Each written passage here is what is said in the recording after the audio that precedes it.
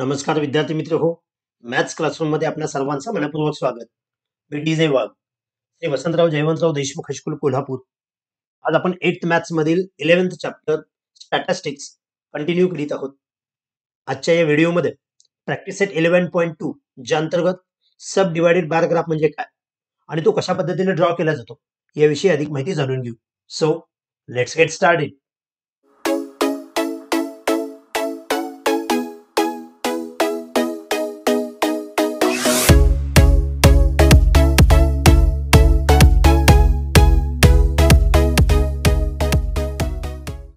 Okay students, यापूर्वीच्या इयत्तांमध्ये आपण bar graph आणि जॉईंट बार ग्राफ याविषयी माहिती घेतलेली आहे. जॉईंट बार ग्राफ ड्रॉ करत असताना आपण एकदम दोन दोन बार एकमेकांना जोडून काढत होतो. सपोज या ए बी सी डी या 4 डिव्हिजन्स आहेत आणि त्या डिव्हिजन्स मध्ये आपल्याला बॉयज गर्ल्स असा डाटा दिलेला आहे, त्याची स्ट्रेंथ दिलेली आहे.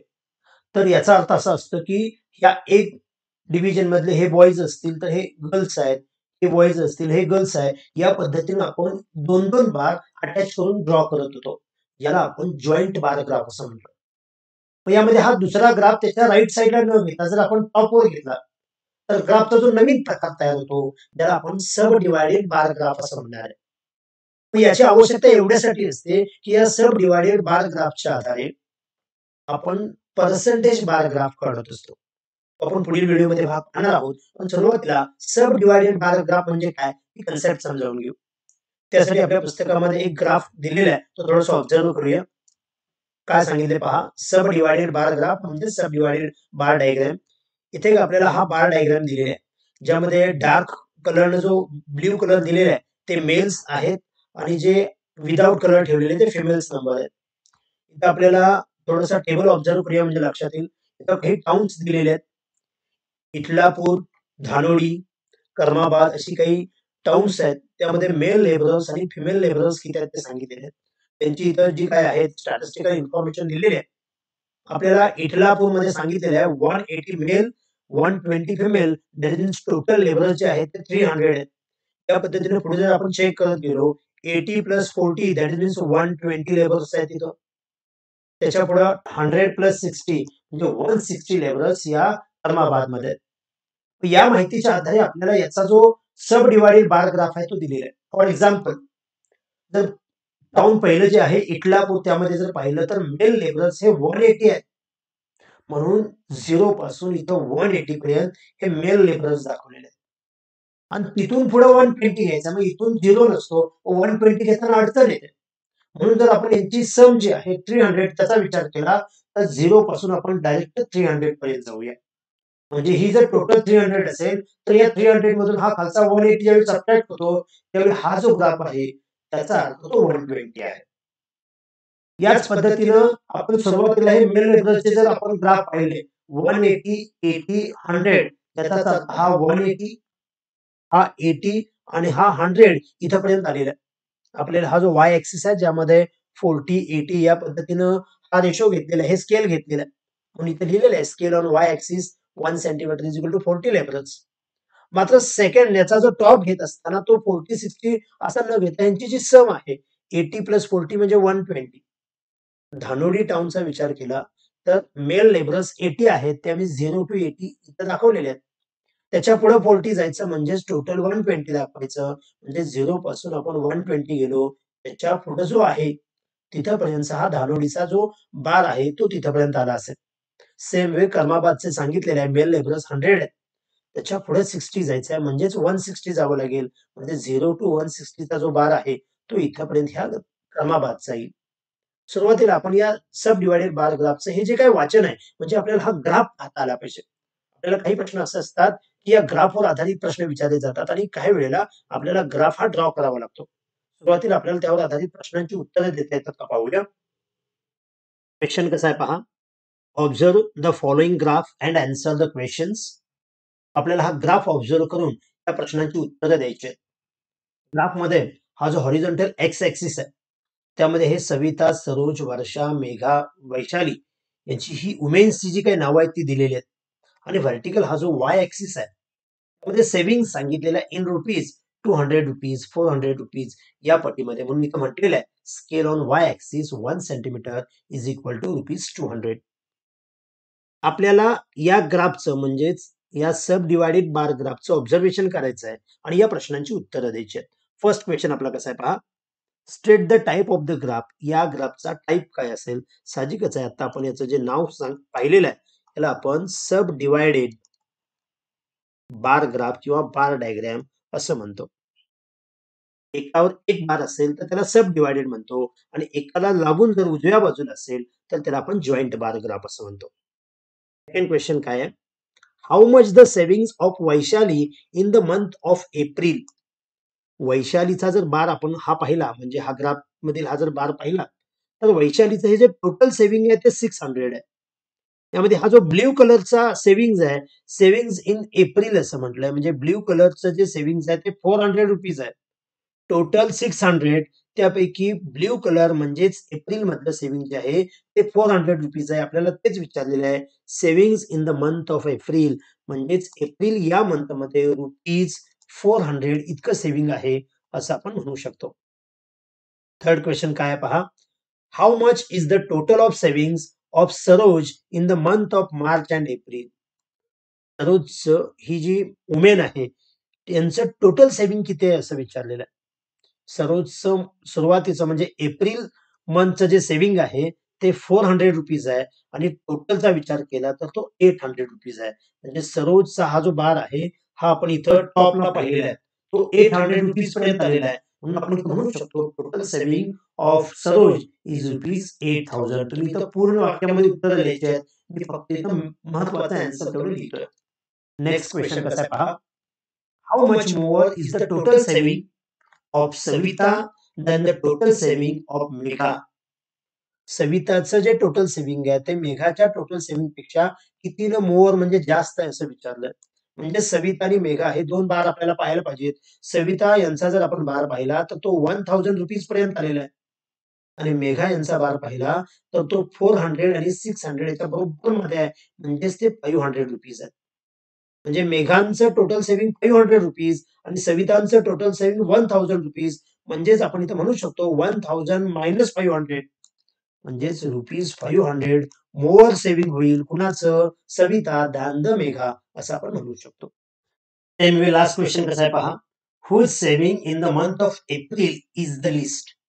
एप्रिल मध्ये म्हणजेच हा जो ब्ल्यू बार आहे त्यामध्ये सर्वात लिस्ट म्हणजे कमी सेव्हिंग कोणाचा आहे? आपल्याला सगळ्यात जो छोटा बार दिसतो तो मेघा यांचा दिसतोय, त्यामुळे इथं आपण डायरेक्ट सांगू शकतो मेघा यांचं जे सेव्हिंग आहे in the month of April is the least. परंतु याच्या अपोजिट जर तुम्हाला विचारलं असतं in the month of March whose saving is the list, त्यावेळी आपल्याला प्रत्येकाचं मार्च मधलं किंवा सर्वात लहान आहे त्या दोघा तिघांचं आपल्याला कॅल्क्युलेट करावं लागलं असतं. म्हणजे आपण असं सांगू शकतो, सपोज व्हाईट बार मध्ये जर आपण पाहिलं तर वर्षा यांचं टोटल जे सेव्हिंग आहे ते 600 रुपीज आहे आणि सुरुवातीला एप्रिल मधलं सेव्हिंग आहे ते 400 रुपीज आहे. दॅट इज मीन 600 मायनस 400 म्हणजे 200 रुपीज आहे. सेम वे वैशाली यांचा बार जर पाहिला तर 800 मायनस 600 म्हणजे 200 होतं, म्हणजे या दोघींचं पण कमी आहे. मेघा यांचं जे आहे ते 500 मायनस 200 म्हणजे 300 रुपीज आहे.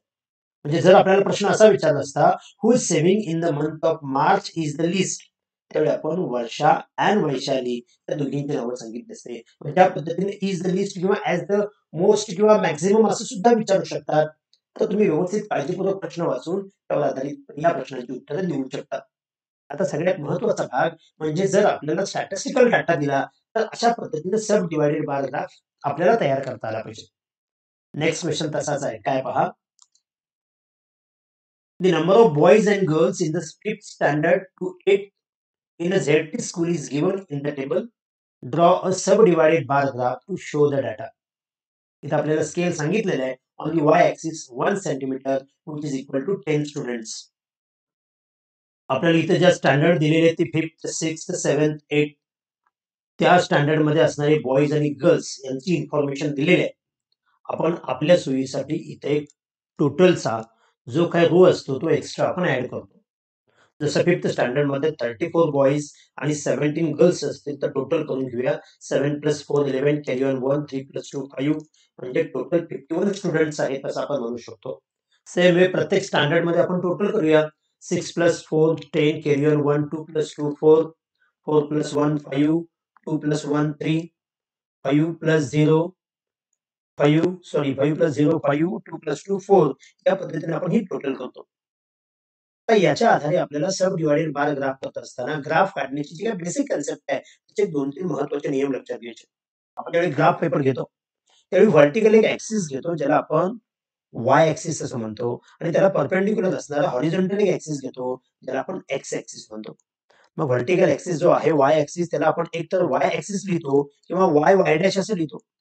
आणि हा जो हॉरिझॉन्टल आहे त्याला आपण एक्स ॲक्सिस किंवा एक्स एक्स डॅश अशा पद्धतीने लिहितो. आणि हा जो वाय ॲक्सिस आहे त्यावर आपण स्केल घेतो. इथं आपल्याला स्केल दिलेला आहे. दिलं नसेल तर आपण आपल्या सोयीनुसार स्केल घेत असतो. इथं आपल्याला सांगितलेलं आहे on y axis 1 centimetre is equal to 10 students. म्हणजे आपण इथून इथं 0 इथं 10 स्टुडंट्स असतील, इथं 20 स्टुडंट्स असतील, 30 स्टुडंट्स असतील या पद्धतीने हे स्केल घेतो. आपण 2 प्रकारचे आहेत म्हणजे बॉयज आणि गर्ल्स दोन्ही प्रकारचे आपण बार दाखवणार आहे. म्हणजे दोन्हींसाठी आपण वेगवेगळ्या खुणा करतो. मग आपण इथं स्केल लिहिल्यानंतर त्याच्या खाली ती खुणांचं जे काही वर्णन आहे ते सुद्धा लिहायचं असतं. आता इथं या ज्या गोष्टी आहेत ते दाखवत असताना मला इथं शक्य नाही. म्हणून मी ऑलरेडी हा जो सब डिव्हायडेड बार ग्राफ आहे तो इथे ड्रॉ करतोय आणि त्यानंतर आपण समजावून घेऊया की तो कशा पद्धतीने ड्रॉ केला. ओके स्टुडंट्स, तर मी इथं थोडंसं संगणकाच्या मदतीने हा सब डिव्हायडेड बार ग्राफ इथं ऑलरेडी ड्रॉ केलेला आहे. थोडंसं पुन्हा एकदा ऑब्झर्व्ह करूया.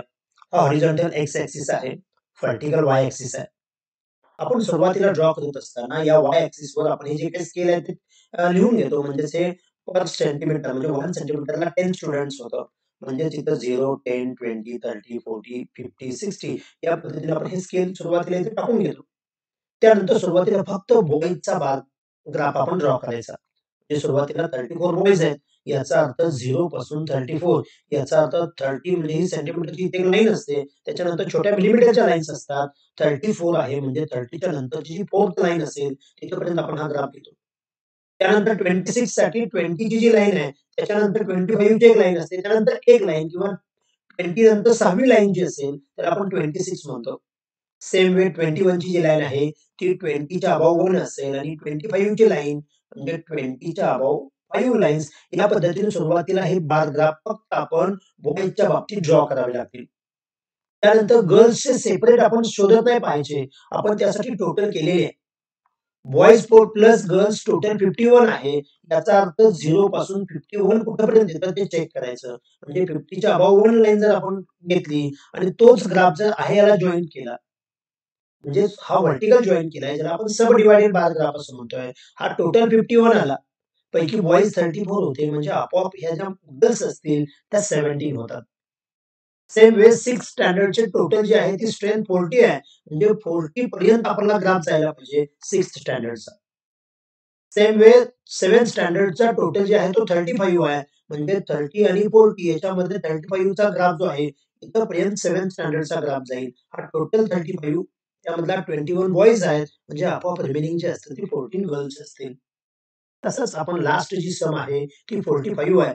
म्हणजे 8th स्टँडर्डचा ग्राफ घेत असताना 45 घेणार म्हणजे 40 आणि 50 याच्या बरोबर मध्ये घेणार किंवा 40च्या अबोव्ह 5 लाईन्स पकडणार आपण. इथपर्यंत जो ग्राफ असेल तो 8th स्टँडर्डचा असेल. म्हणजे इथं ग्राफ घेत असताना आपण एकावर एक या पद्धतीने घेणार. यालाच आपण सब डिव्हायडेड बार ग्राफ म्हणतो. आणि हे स्केल सुरुवातीला लिहितोच. Vertical Y axis, horizontal X axis हे जे काही लिखाण आपण आहे ते 2 वर्ष गेली आपण करतच आहोत. त्यापेक्षा सगळ्यात महत्त्वाचा भाग म्हणजे आपण याच्या ज्या खुणा आहेत बॉयज आणि गर्ल्स वेगळं दिसायला पाहिजे. आता इथं तुम्हाला कलरमध्ये दिसतंय. आपण त्यासाठी आपल्या ग्राफमध्ये कलर्स नाही टाकू शकत. आपण तिथं मग वेगळ्या खुणा करायला पाहिजेत. मग कोणत्यातरी एका ग्राफला समजा तिरप्या रेषा घ्यायच्या. सपोज हे जे गर्ल्स आहेत, त्या गर्ल्सचे जे बार आलेले आहेत, त्यामध्ये आपण अशा जर तिरप्या रेषा रेषा दिल्या, तर आपण जी खूण करतो, इंडिकेशन्स करतो, त्यामध्ये आपण सांगू शकतो, की ह्या ज्या तिरक्या रेषा आहेत त्या गर्ल्सचे असतील आणि जे प्लेन आहे ते बॉयज असतील. म्हणजे हे इंडिकेशन आता इथं इथं खाली दाखवलेलं आहे. तुम्ही दाखवत असताना इथं छोटेसे 2 सेंटीमीटर 1-1 सेंटीमीटर असणारे छोटेसे बॉक्स घ्यायचे आणि या बॉक्समध्ये हे जे काही इंडिकेशन्स आहेत, ज्याला आपण खुणा म्हणतोय त्या करायच्या आहेत. म्हणजे जसं या पद्धतीने ज्या असतील त्या गर्ल्सच्या खुणा असतील. मात्र इथे एक गोष्ट सगळ्यात महत्वाची आहे, की इथं आपण बॉयज दाखवत असताना असे ब्लू कलरनं आणि गर्ल्स दाखवत असताना ऑरेंज कलरनं दाखवलेलं आहे. हे इथं शक्य आहे.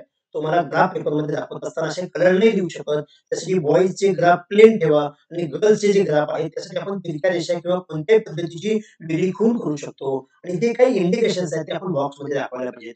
जसं इथं दाखवलेलं आहे, की ब्लूमध्ये बॉयज आहेत किंवा या ऑरेंजमध्ये गर्ल्स आहेत. हे इथं लिहिण्याच्या ऐवजी आपल्या पुस्तकामध्ये इथं लिहिलं जातं. तुम्ही इथं लिहू शकता. म्हणजे आपण तिथं ज्या प्रकारची खूण काढणार, त्या प्रकारची म्हणजे ही खूण जी आहे ती बॉयजसाठी असेल, ही जी खूण आहे ती गर्ल्ससाठी आहे. हे इंडिकेशन जे आहे ते आपण तिथं दाखवायला हवं. तर या पद्धतीने या व्हिडिओमध्ये आपण सब डिव्हायडेड बार ग्राफ म्हणजे काय? तो कशा पद्धतीने ड्रॉ केला जातो त्याचं एक उदाहरण पाहिलेलं आहे. आता याच्या आधारे पर्सेंटेज बार ग्राफ कसा असतो ते आपण पुढील व्हिडिओमध्ये पाहणार आहोत. जर हा व्हिडिओ आवडला असेल तर लाईक करा. इयत्ता 8वीच्या जास्तीत जास्त विद्यार्थ्यांच्यापर्यंत शेअर करा आणि चॅनल सबस्क्राईब करायचं राहिलं असेल तर आठवणीने सबस्क्राईब करा. थँक